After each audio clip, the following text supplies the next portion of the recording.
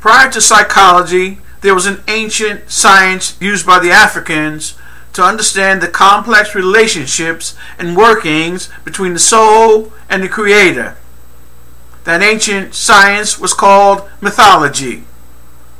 But along comes psychology, calls mythology a falsehood, but yet has to draw on the principles of mythology to understand the complex relationships in psychology.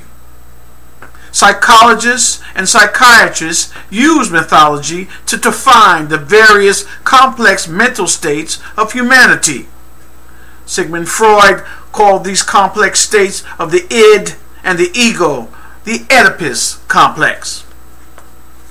You cannot clearly understand these complexes unless you go into Greek mythology. Freud could not explain these mental complexes without using Greek mythology.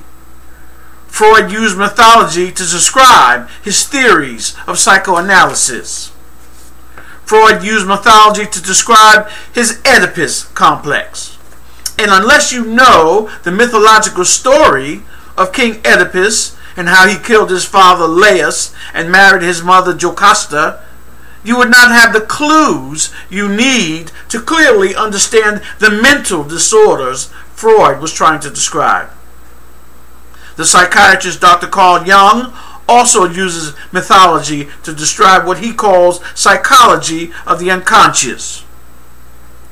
Africans use mythology as opposed to written transcription, not from an intent to hide, but because they understood that the cerebral intelligence is unfit to comprehend spiritual knowledge and metaphysical laws.